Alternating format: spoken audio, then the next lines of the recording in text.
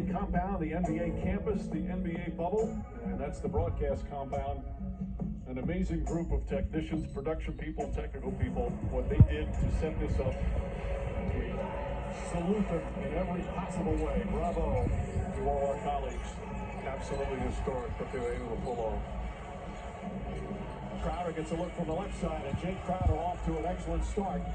But it all started with Duncan Robinson's pass against the double team as Davis answers with a drive to the rim. He is really improving as a passer. Robinson, the second-year player out of Michigan, who began his career as a Division III player at Williams College. Adding to his game, he's already a great shooter. So he's flying off this little handback, two to the ball, hits Iguodala, who does a beautiful job in moving along to Crowder. And the Lakers have done a great job cutting into this lead with James Reston. Robinson misses the three-pointer.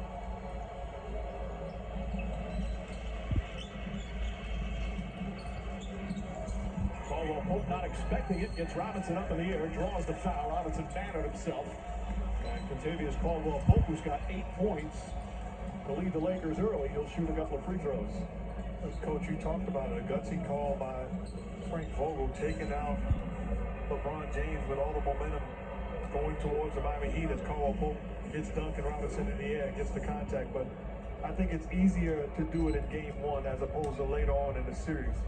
But still a gutsy call.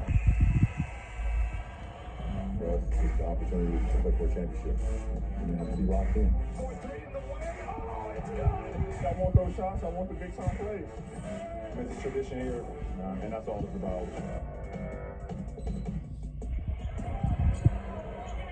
Caldwell Pope another free throw. He plays an important role for this team. He's third in minutes per game in these playoffs, and 28 per game. Averages about 10 points. Good three-point shooter. Frank Vogel says he's exceptional on defense. He's shooting 42% from downtown in the bubble. He's the type of player you need when you have LeBron James and Anthony Davis. A legit big-time defender and a guy that can knock down spot-up shots. Iguodala misses. Adebayo keeps it alive. Iguodala out to Tyler Hero. His three-pointer won't go, and Rondo throws it ahead to Caldwell Pope down the other end. Misses the layup.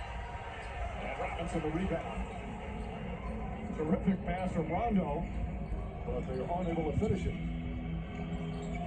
There's Duncan Robinson, fires, and misses his second three-pointer. Alex Caruso, who's been such a spark off the bench, brings it up the floor. Caldwell Pope, another three. That one way off. Davis the rebound. And a whistle on a foul. All ball, says Bam Adebayo. LeBron James set the check back in. First foul on Adebayo. Love the activity of Anthony Davis on the offensive boards, taking advantage of his size and strength, forcing the issue. Gets rewarded going to the line. So we've already seen a couple of different possessions where Jimmy Butler is guarding Davis. That time, Iguodala is guarding Davis. That's such a difficult matchup.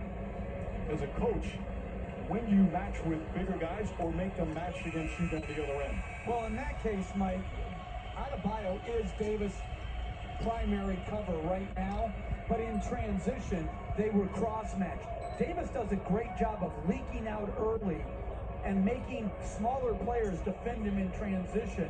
And that's one of the great advantages that the Lakers have in their transition game. As you mentioned earlier, Davis, he gets to the free throw line. That's one of the keys to his scoring, and he's an excellent free throw shooter. In the Western Conference Finals, Davis was 50 of 55 from the line. That's an incredible percentage of 91%. Lakers, after trailing by 13, have cut it to 4. James back in. Solomon Hill has checked in. He's guarding Davis on that possession off the switch. James drives, gets knocked down, and draws a foul. Yeah, I'm just watching the activity of Anthony Davis. It's awfully tough to put a smaller guy on him. I remember there was a time in New Orleans where you can get away with it and it frustrated him. He's much more comfortable going against smaller guys now. Runs hard, he runs hard, he seals hard. Adebayo picks up his second personal foul. Obviously huge for Miami in his role. And I thought he did a great job moving his feet. Well, he's working, he's stealing. Look at the activity. And great defense by Bam Adebayo there to guard multiple moves against James. Hey, well, James, you know, we always talk about a player who's in their prime. He's having one of the longest primes in sports history. It really is unbelievable. But he takes care of his body and he puts the time in, which gives him an opportunity to have the type of longevity and he's experienced. The commitment off the court, the sacrifice off the court. Jones has come on as well. They lob it down. Broken up nicely by Tyler Hero, who ran down the floor and made a good defensive play. But you see once again how Davis is out ahead of the play against a smaller guy sealing in transition. So Hero does a good job, but because Davis runs rim to rim hard, it puts really incredible pressure on the defense. Good defense there again from Solomon Hill. Made it a tough shot, but then they turn it over. James with the steal, throws it up. Davis back up, and this time able to finish. And the adjustment will be made by Eric Spoelstra. They cannot go small against Anthony Davis. He's just too good, too talented, too tall. 11 early points. A 13-point lead has been whacked away. A 16-3 run right now for the Lakers. Tyler Hero gets it inside. Ball batted away as James and Davis converge.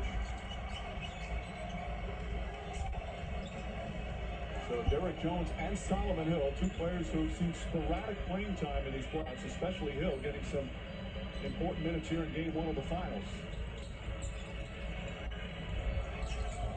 Rondo out to Davis. Alex Caruso for three. Rattles that one in. A 16-point turnaround here in the first quarter.